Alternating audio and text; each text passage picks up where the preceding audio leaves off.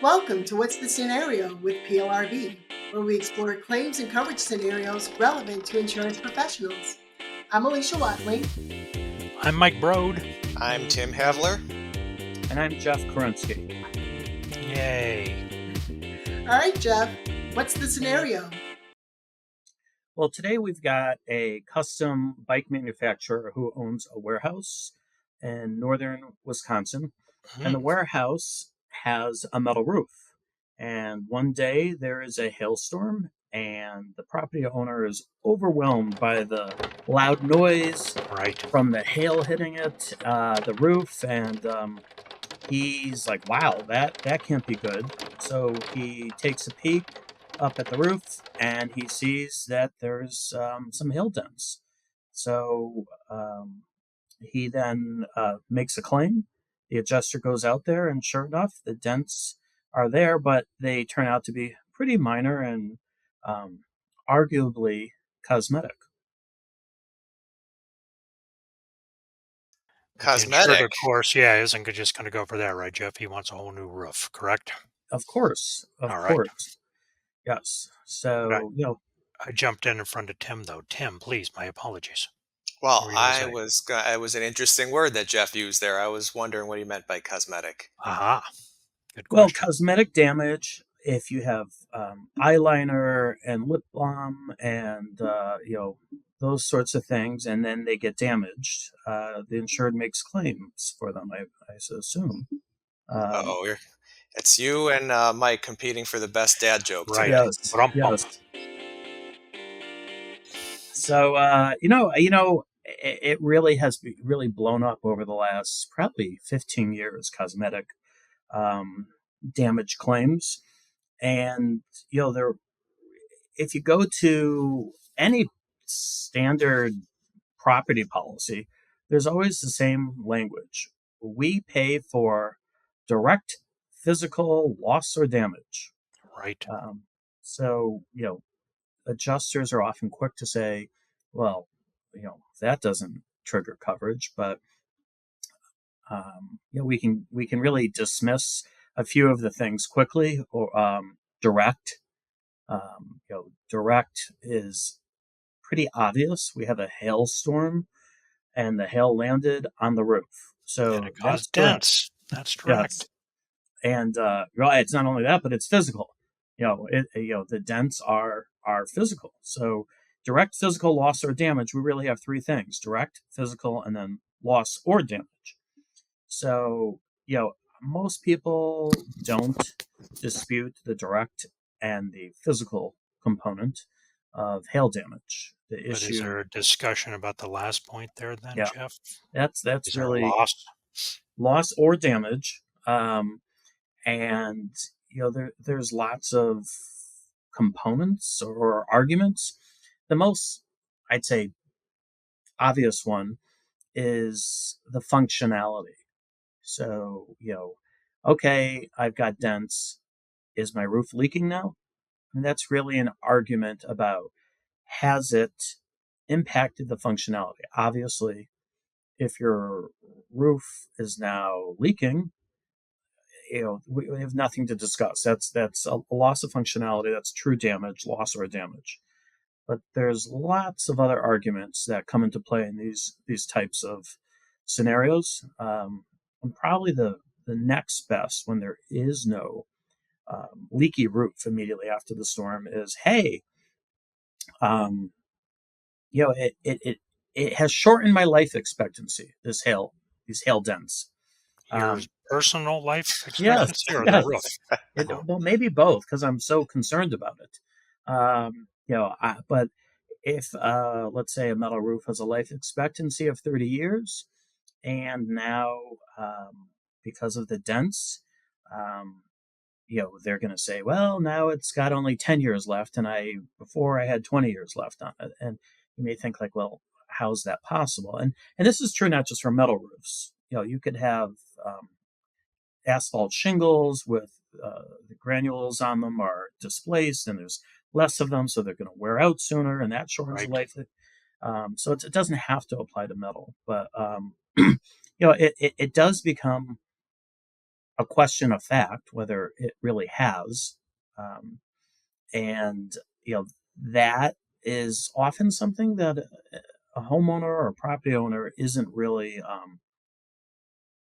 I would say, knowledgeable enough. Something can be ugly, but it doesn't mean that it's lost its life expectancy. But often it does. I mean, you can have pooling. The dents have caused pooling, and the water's going to sit there, and it's going to cause the roof maybe to rust in a metal situation, or to wear out over time in a shingle type situation.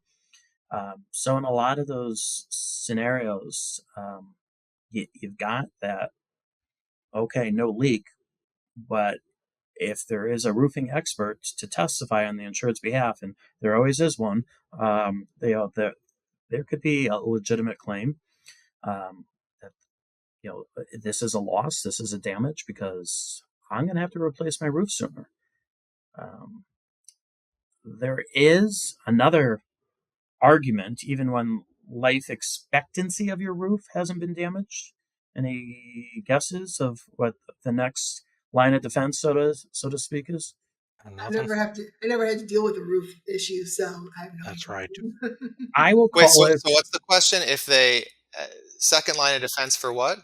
Well, for why the insured is going to argue they should have a new roof. If it hasn't shortened the life expectancy and it's not leaking, there are other arguments that can trigger coverage. Ooh, I might have one. I can never sell that place, Jeff, for what I could have sold it for before, because it's got all these dents. Right. I call that the ugly factor. Right. Oh, hey, wait a minute. I take personal offense at that. No offense meant. So, and the loss in value, that's kind of the technical side of things. That, all right, my roof's not leaking. It hasn't shortened its life expectancy. But when I go to sell my building, people are going to look at this ugly, ugly roof, and they're going to say, well, I'm not going to pay full price for that. Right. And, as the jaded, grizzled claims professionals that we are, you may be quick to dismiss that as not triggering a loss or damage. But if you think about it, like, what if you were driving your car and someone backs in to your car, putting a giant dent in your brand new car, in the door, let's say, the driver's door, and the door still opens and the door still closes, it functions just fine, but you have this big dent. That's going to clearly, when you go to sell your car, that's going to cause your car to have a loss in value, even though that door perhaps will last as long as it normally should have before the accident. Or another type of scenario, what if you're a property owner, whether you're a homeowner or commercial insured, and vandals come to your house or your building and they spray paint something all over your door. You're a jerk, and that's on your door. That hasn't caused damage to your door. You can still open it, you can still close it, it's still functional, nor has it created a shortened life expectancy, but it's still, there's a loss in value there, I think. Right. But to me, that seems like a very minor cosmetic issue, which is easily repairable. Well, if you're lucky, things that are truly minor, that's what deductibles are for. So, with a deductible, if it's like, okay, you get some soap and water and you wash the paint, the vandal spray on it, you're never going to pay that claim anyways, because you're not going to exceed your deductible. But certainly an auto carrier, same thing. Like, you have a deductible on your auto policy, but an auto carrier is not going to say to someone who owns a car, it's just cosmetic. So these loss in value claims can truly trigger the loss or damage. And, in our scenario, what if, like, the dents are on a flat roof? There's arguments there of like, well, who's going to see it? Any customer coming and going, they're never going to see those dents. So it's one thing if you have something big and ugly that everyone can see on your car, or someone sprayed something on your front door, but up on the roof, I'll give you that that's probably a harder sell, but still, if you can get someone to say, look, when I go to sell this property, they're going to do an inspection and they're going to look at this. Right. And it's still, I'm going to have to take $10,000 off the sale price. So, keep in mind right now, what we're really talking about are also claim scenarios. A typical standard, let's say, property policy does not contain a cosmetic damage exclusion. So we're just talking about the typical policy that does not have that language and hasn't added an endorsement. And that will save for another podcast where we can address. Right. So, Tim, has been a property coverage attorney for I don't even know how long, but for a long time. 2 or 3 years, maybe. Yeah, 2 or 3 years. I don't know how long either. But there's another another argument for coverage that some insureds like to make. It's putting you on the spot, Tim. I'm guessing you're going with the warranty. If ding, the ding, roof ding, ding, ding. loses its warranty because of any sort of even cosmetic damage. Right. Yeah. And I I think that's the weakest of all the arguments for triggering loss or damage. If you truly have not, it hasn't diminished the value of your home or your building, nor shortened the life expectancy. The argument. Well, Tim, you be the insured property owner. What is the argument? I'm insured property owner, and I had a roof, and part of the value of that roof was the existing warranty, because if anything else went wrong, then I would still have that warranty, and that's valuable to me. So if I lose the warranty, that could maybe be considered quote-unquote loss or damage, which is what I'm going for here. And as weak of an argument as that may be, Hey, Jeff, can I stop you right here? Because you've been awful insulting. You called me ugly, and now you're calling Tim weak. This just isn't fair. Right. Is Alicia next? Well, we are all remote, so it's freer for me to fire to those. insult us. So, yeah, I mean, I honestly think that's pretty lame. But we have seen a few, there aren't a lot of cases addressing it, but we have seen a few courts that have said, yeah, loss of warranty can be viewed as an actual loss or damage for purposes of triggering coverage. And if you think about it, it's kind of, it's related to loss in value. I don't know how many people, if you buy a house and you have a purchase price, most people aren't going to say, oh, by the way, how many years are left on your warranty on your roof? I mean, they may look at the condition that the roof is in, but the argument doesn't even transfer to the new owner. Yeah. So, it's the weakest argument. And if you're not inclined, to pay this type of loss, that would, to me, be the only of the scenarios we went over, the only one where you might push back on that one, in my opinion. Insurers do have made other arguments, like the waste argument, which I haven't seen succeed. And the waste argument is, well, come on, give me a break. This roof is perfectly fine. Are we really going to use up resources and give someone a new roof just because it's got some dents in it, even though it hasn't impacted, the functionality or the longevity of it? It's bad for society.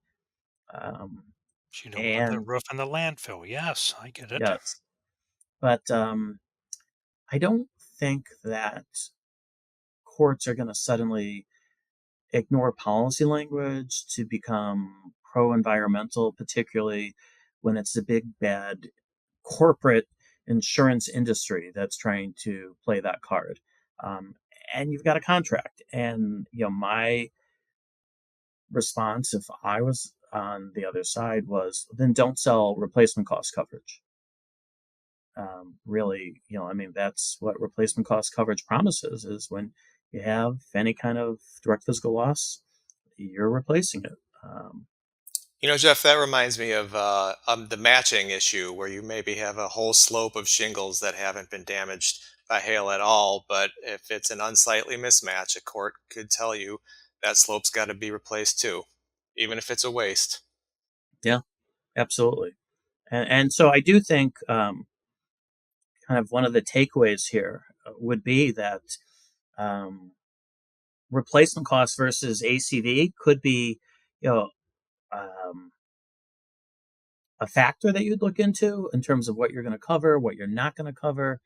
If you have an ACV situation, you may be in a jurisdiction where you're looking at, what was the diminution in value here, or it may be so minor. Okay, fine. Your building is now worth $1,000 less because of this under ACV. And whereas replacement cost is going to be more of a factor. So, what can we take away from this scenario? Most cosmetic losses are viewed by courts as a direct and physical loss or damage. It's just there are lots of cases out there. Again, this is without a cosmetic damage exclusion. And there's definitely a stronger case for covering a cosmetic loss if there's a loss of functionality or life expectancy. But even a loss of value can trigger coverage in most policies. So traditionally, no cosmetic damage exclusions in property policies, but we are, I don't know, Tim, you're getting coverage questions all the time. Would you say that this is, those type of added exclusions are more prevalent these days? We're seeing them more and more. Yeah, I would say in the last year, I've gotten a few questions about specifically on the cosmetic damage exclusion. So yes, they exist, they're being incorporated. A lot of companies like the way that they can control and control's not the right word, but it's better to you want to be as plain as you can about what you're covering and what you're not covering. And when you have the cosmetic damage exclusion in there, then everyone's on the same page, so to speak. So, Mike, if the people listening want to learn more about cosmetic damage, where can the adjuster go? Where can they learn more? Thank you, because the first one was a loaded question that I'm not going to answer, but not where can they go? But of course, they can go to plrb.org, Jeff. You know that. And they can check out cool stuff like there's coverage questions around is hail splatter a direct physical loss? We've even had on the education side a webinar on cool coverage challenges with common endorsements that includes a discussion of this topic of cosmetic damages. And there's also an annotation around cosmetic damages on the HO6 policy, which is a fascinating read, if I say so myself.